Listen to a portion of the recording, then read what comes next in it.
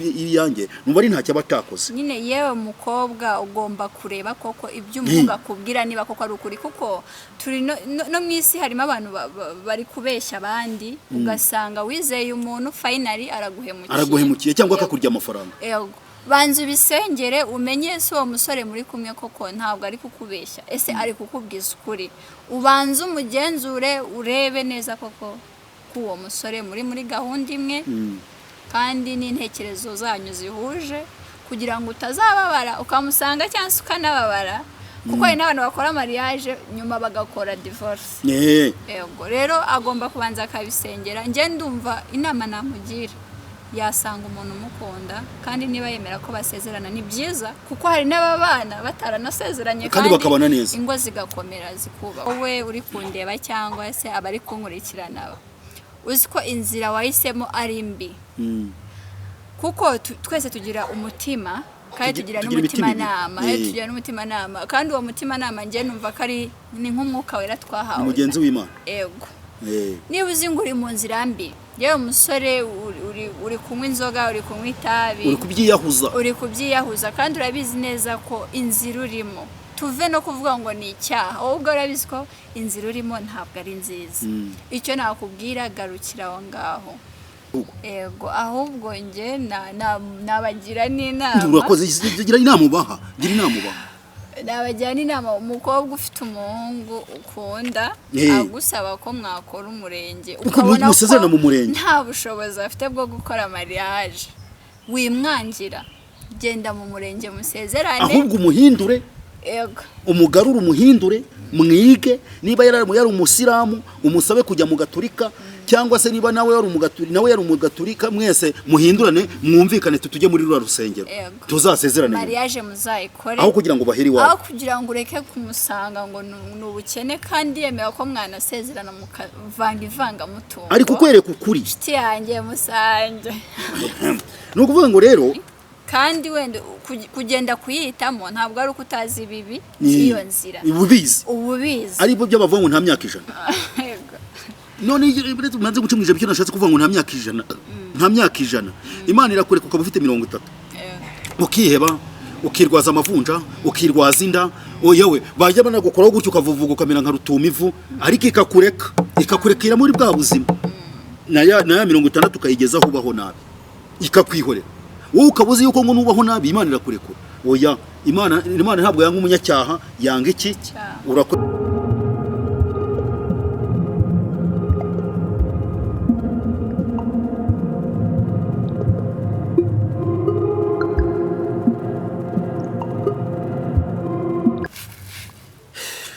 umeze neza ariko.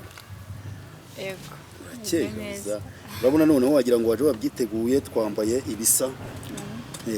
Hano rero wageze ugubwe neza wageze ku kinyamakuru cyangwa se muri studio ya Ogera TV.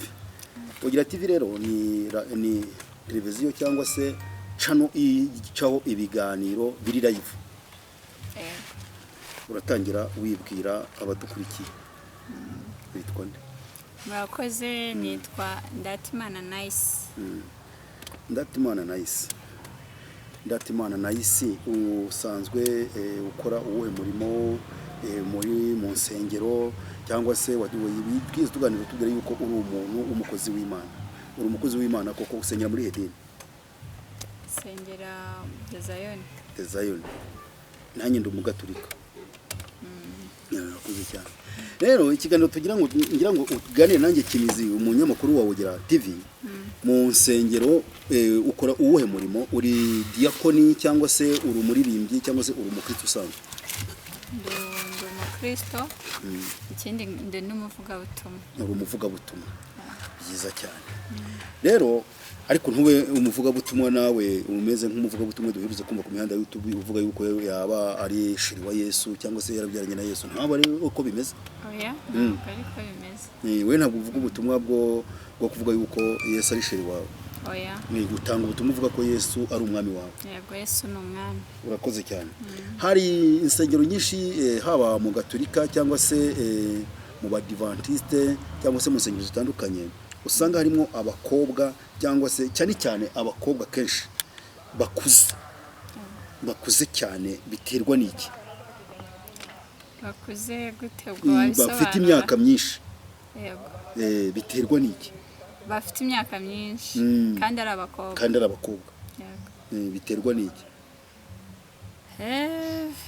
njye ndumva ko ubundi gushaka n'icyemezo umuntu afata ku giti cyiwe nese si uvuze ngo uri umukatolike yego hari n'abamaseri urabizi ndabizi rero njye ndumva gushaka ari icyemezo umuntu afata ku giti cyiwe usibye nyine ko abantu nyine bavuga ngo iyo umukobwa ageze mu myaka 30, 35 ngaba yego ariko njye ntabwo ariko mbyumva njye numva ko umuntu niwe wifatira decision niwe wifatira icyemezo akaba ati ngomba gushaka cyangwa se ntabwo nzashaka nkawe uri umukatolike wenda nzaba umumasera nabyo birashoboka birumvikana urambwiye ati nkanjye ndi umukatolike ashobora kuba ndi nka padiri n'urugero wowe cyangwa se uri umukobwa uri mu gatolika ukaba uri masere none se gatolika karigira abamasere abapanikote bagira abamasere cyangwa se n'iryo dini mbwira rigira abamasere oya bo babita ngo iki abo bantu bamaze gukuza cyangwa bahisemo kudashaka njye ndumva hari igihe aba ari ukubenga cyane ari ukubenga yego urakoze cyane bikaba byaterwa n'icyo kibazo ugeze mu kiganiro nashaka sasa abo bakobwa kubenga cyane umukobwa tuvuge reka nguhe nk'urugero nkawe uracyari muto cyane ariko uri kugana mu myaka y'ubukuru abo bakobwa babenga cyane umusore akajya kumushaka ashobora kubenga kubera ko badahuje idini cyangwa ashobora kubenga kubera ko yarinze ko umusore ari umukene cyangwa ashobora kubenga bitewe n'imiryango adashaka gushaka mu biterwa n'iki hari igihe ubenga bitewe n'impamvu zawe ku giti cyawe wenda ushobora nko kuba mu myumvire yawe cyangwa se mu mitekerereze y'umuntu ashobora no gutekereza avuga ati njye nzashaka umusore umeze gutya njye nzashaka nk'urugero umeze gute yego urugero nzashaka nk'umusore ufite imodoka ni urugero yego mu gihe narabona uwo musore ufite imodoka njye ndumva gushaka ntazigera nshaka we bigaterwa n'impamvu yo ku giti cyiwe hari abasore benshi bashobora kujya gushaka nk'ubu akaza kugushaka n'ubu ukiri muto utaranageza mu myaka y'ubukure ngo we warengerana yaza kugushaka ukaba wamubwira ati njyewe ndashaka ko dukora ubukwe igikwe mwebwe mukita igikwe ariko umusore akakubwira ati njyewe igikwe nta bushobozi ufite bwo gukora igikwe nawe ndetse bigasanga nawe wowe asabye agasanga nta bushobozi mufite bwo gukora cya gikora ariko uri kubiteganya kuri wa musore ariko umusore akakubwira ati ubushobozi mfite ese twajya mu murenge tugasezerana umukobwa akanga wowe wumva uwo mukobwa ababaza neza cyangwa se uba wumva ari ibyo kuri uwo mukobwa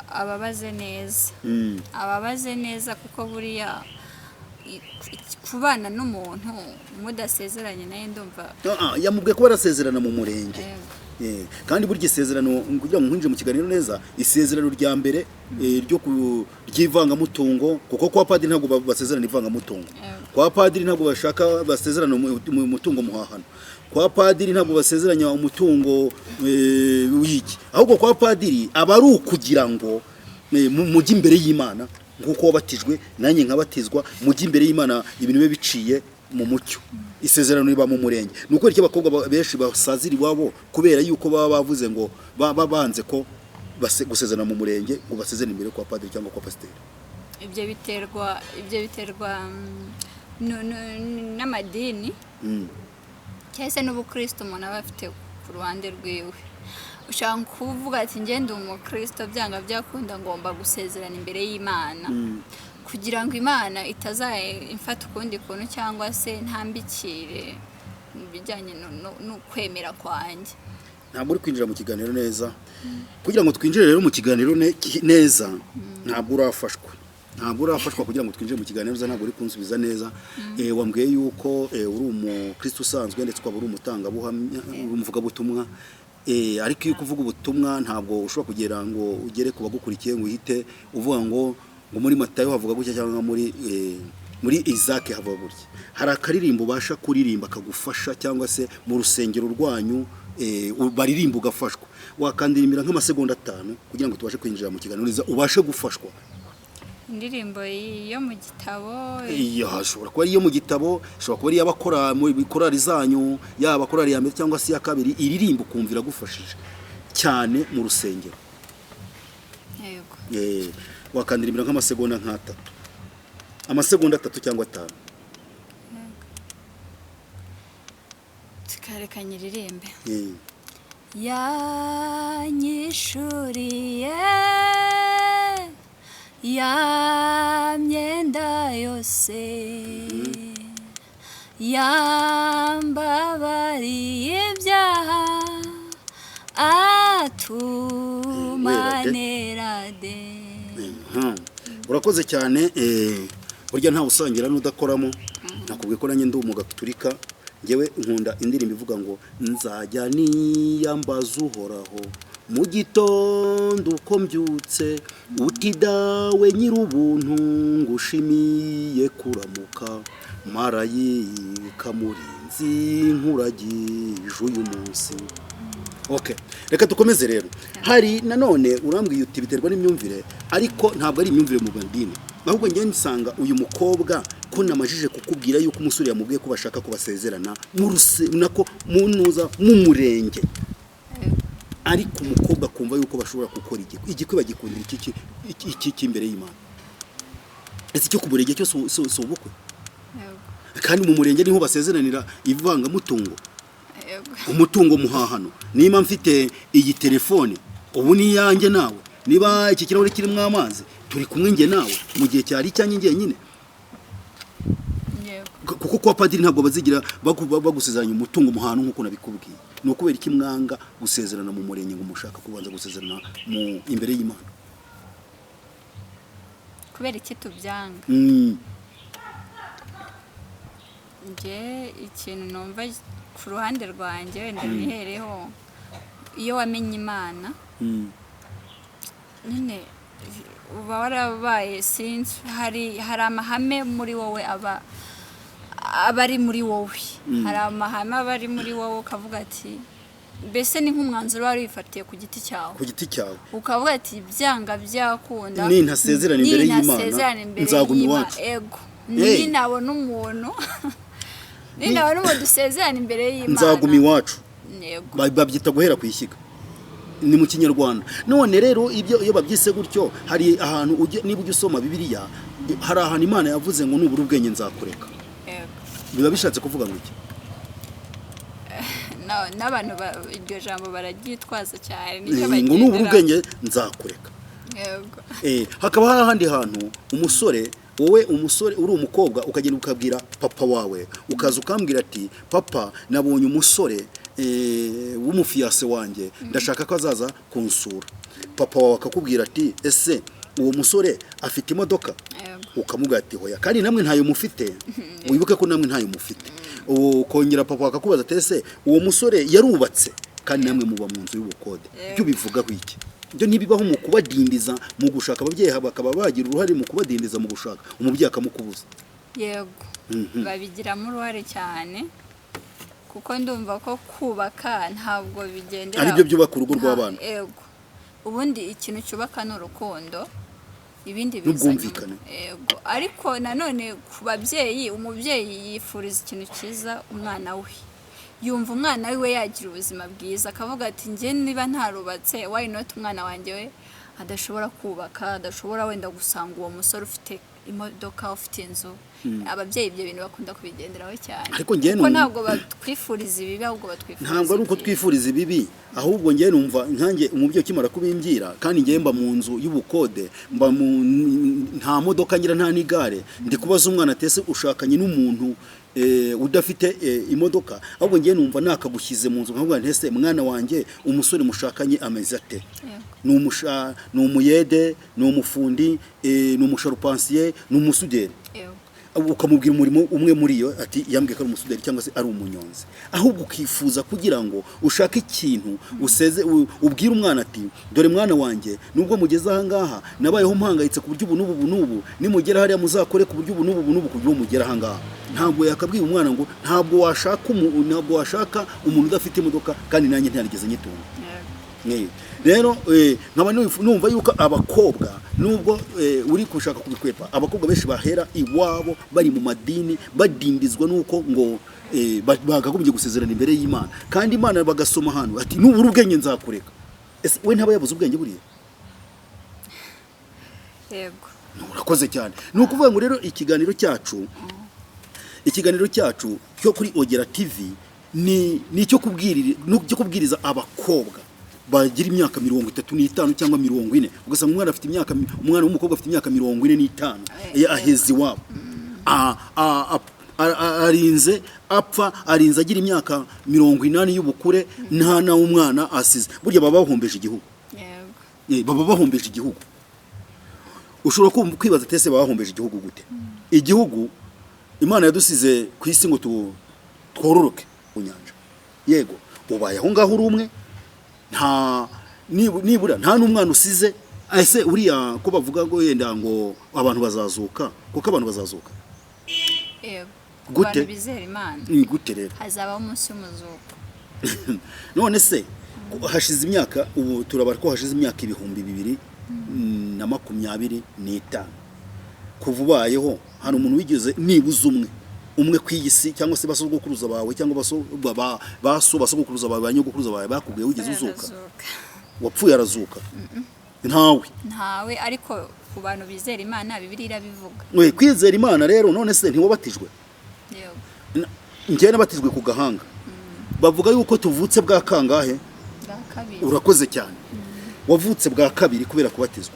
Ni ukuvuga ngo rero kuzuka dushaka kukubwira, abantu bakubwira ibingibi ni ukutwigisha kugira ngo abazungu batubwira ngo dukunde Imana, tuzazuka kugira ngo dukomeze tuyikunde, turusheho kuyikunda, turusheho kuyimenya kandi nibyo. Ariko kuzuka ni ukuba ufite umwana. Yego, bakakubwira ati afite umwana basa, aseka nka nyina, afite amasuso nka ya nyina. Wabyumvishe? Amahane ni nka yasa, ubushinzi ni ubwa nyina. Wabyumvishe kuzuka? None se wa mukobwa wapfuye ategereje gusezerana mu rusengero, asezeranye mu rusengero imbere y'Imana, agapfa afite imyaka 90, agafite imyaka 80, nta mwana n'umwe afite, bazamwita ko asa nande? Nawe bamwitirira kuko nta rwibutso yabasize mu isi. Yahombeje igihugu. Yego, ahubwo nge nabagira n'inama. Urakoze, gira inama ubaha. Nabagira n'inama, umukobwa ufite umuhungu ukunda agusaba ko mwakora umurenge, ukabona ko nta bushobozi afite bwo gukora mariage, wimwangira, genda mu murenge musezerane, ahubwo umuhindure. Yego, umugarura, umuhindure, mwige. Niba yari umusilamu, umusabe kujya mu gaturika, cyangwa se niba nawe yari umugaturika, mwese muhindurane, mwumvikane, tujye muri rura rusengero, tuzasezerane mariage muzayikore, aho kugira ngo baheri wawe, aho kugira ngo ureke kumusanga ngo n'ubukene, kandi yemera ko mwana sezerana mukavanga mutungo. Ari kukwereka ukuri. Shiti yanjye musange. Nukuvuga ngo rero icyo wabanje kubikwepa, none usanze ko kuriya muntu, uriya mukobwa bahombeje igihugu. Ndavuga ku giti cyanjye. Uriya musore bahombeje igihugu. Umusore nawe, reka tujye no ku basore. Abo basore hari umusore ubaho akaba afite imyaka 50 atarashaka umugore.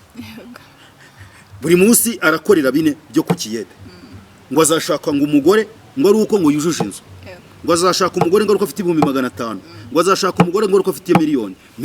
Wa musore we, 500, wa musore we uzabikura ku kiyede kitari n'icyasa, atari inzu yasohoye yaguhaye ngo wubake, ngo uyubake, uyibere engineer, uyibere kapita. Nuvuga ngo rero ahangaha mu gihugu cyacu cyangwa hari abasore benshi bameze nk'abo bakobwa, hari abasore babaho bakwitungira igifu cyabo, akumva yuko 2,000 ari bo burya wenyine bitamuhaza we n'umugore.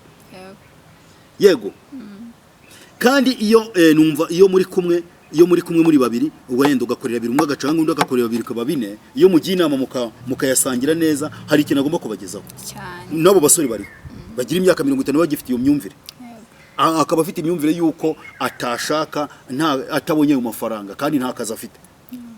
Hakabamo n'abagafite abafite akazi, noneho bafite akazi bahemba za miliyoni, cyangwa se akabahembwa 100,000, agahembwa 100,000 none ku itariki 11 cyangwa se none ni 12, akabihembwa none bugacya mu gitondo asaba isigara.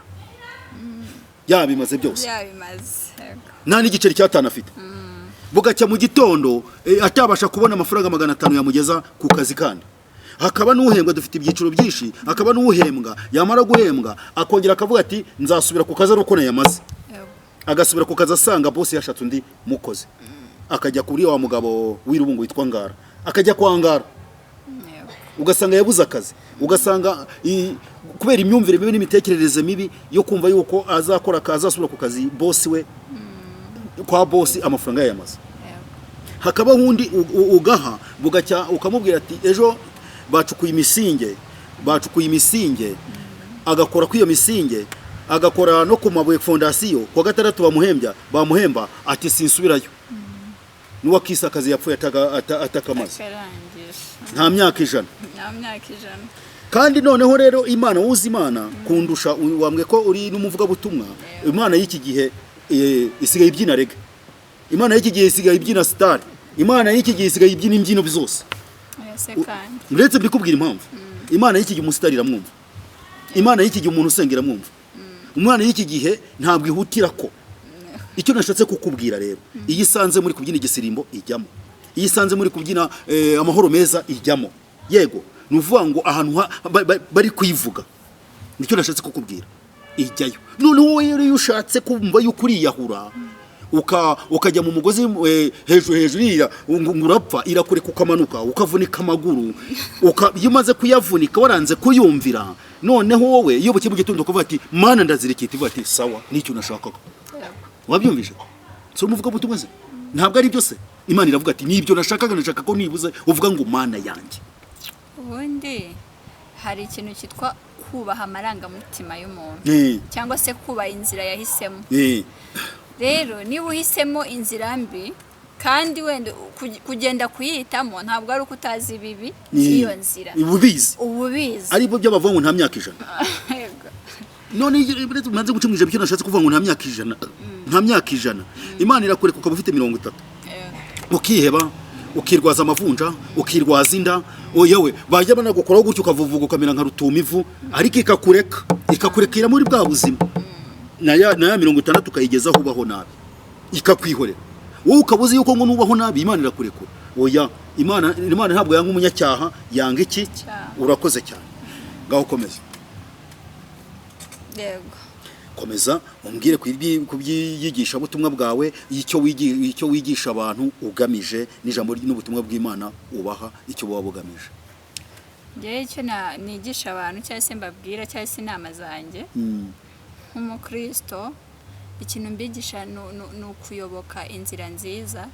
Niba hari inzira uzi wowe uri kundeba cyangwa se abari kunkurikirana uzi ko inzira wahisemo ari mbi, kuko twese tugira umutima kandi tugira n'umutima nama, kandi uwo mutima nama ngiye numva ko ari ni nk'umwuka wera twahawe, umugenzi w'Imana. Yego.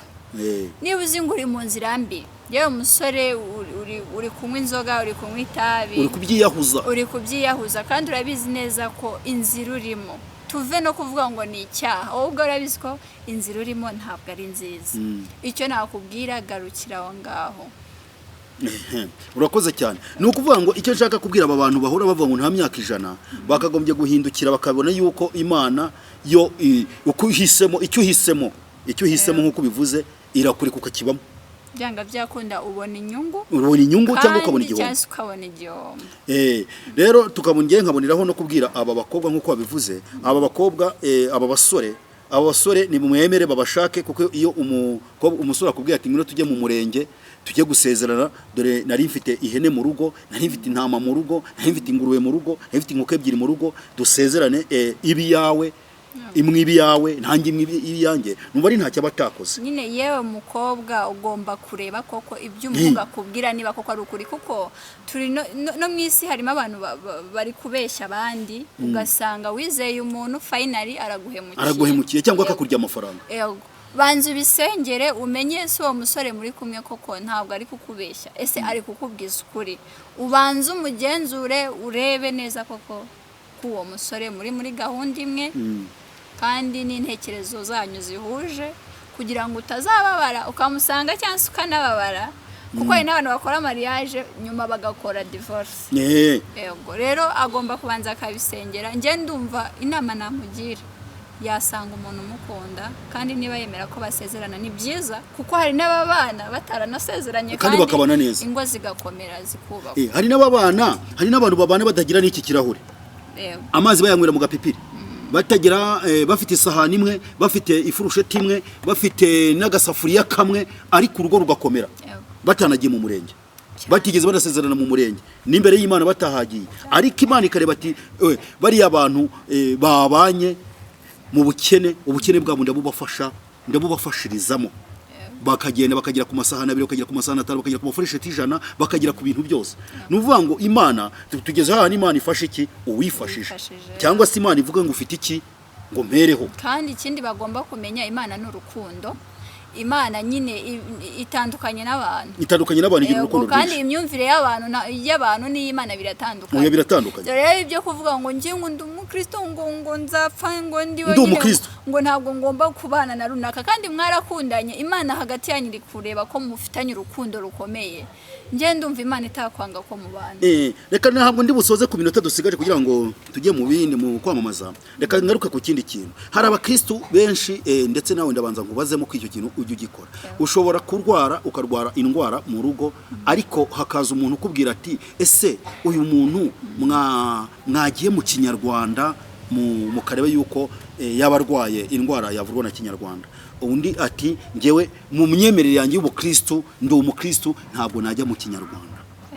Nawe muri abo bantu ubamo ndaza kuvuga ikindi kintu cyane mu impamvu. Ubundi baravuga ngo nta ukeza abami babiri. Niba warahisemo Imana ni Imana, niba warahisemo Satani ni Satani. Yego, ariko aho ngaho ku bantu ushatse kuvuga ko abavuzi ba Kinyarwanda sari Satani. Abavuzi ba Kinyarwanda yego, reka mbigusobanure neza. Hari abavuzi ba Kinyarwanda bavura indwara za Kinyarwanda, hari abapfumu, hari abaraguzi, abo ngabo batandukanye n'aba Kinyarwanda. Navuza ba Kinyarwanda. Nje ndumva ko kwivuza mu bavuzi ba Kinyarwanda, nje kubwanjye ndumva nta cyaha kirimo. Urakoze cyane, kuko Imana ica inzira nyinshi zirenze imwe. Imana ishobora guca ku muntu ukoresha imiti ya Kinyarwanda akakuvura kandi ugakira neza. Aho ikindi kuvuga abapfumu, ntabwo waba uri umuntu w'umukristo ujye mu bapfumu usenga ngo nurangiza ugende no mu bapfumu. Oya, icyo nashatse kuvuga, Imana yaduhaye ubwenge, iduha n'ibiri ku isi byose, ngo duhitemo ikibi n'ikiza. Kuko na Yesu arega buriya, na Yesu numvishe usenga uvuga ko umukozi w'Imana, kandi koko ni nabyo, na Yesu yakoresheje Ikinyarwanda. Ushobora yarari mu gihugu cy'ahandi, ariko akoresha Ikinyarwanda. Ariko ngiye gusorezaho n'abantu batwumve. Abantu barwara, mwamara kurwara baguye ngo mujye mu Kinyarwanda, ngo ntimwajyayo mwebwe musenga, nimujye mu Kinyarwanda, ntimujye mu bapfumu, kuko Yesu yavugije Kinyarwanda. Kuko Yesu ahora mu Rwanda, kuko dufite na nyakubahwa Perezida wa Repubulika wacu, namaze kumugira ko ari murumuna wa Yesu. Niyo mpamvu Yesu yageze mu Rwanda avuza Kinyarwanda, kuko yafashe umuntu w'impumyi wahumye atoba kondo sasa ko mu Rwanda agakoza kuzisho rya yampumyi impumyi. Urakoze cyane. Dusoza tubwira abantu ko bakagombye kujya barwara indwara bakivuza Kinyarwanda ndetse na Kizungu, ariko ntibajye mu bapfumu. Ibyatsi hari ibyaremewe kuvura kandi bivura koko. Murakoze. Rero kwivuza ndumva nta cyaha kirimo. Urakoze cyane.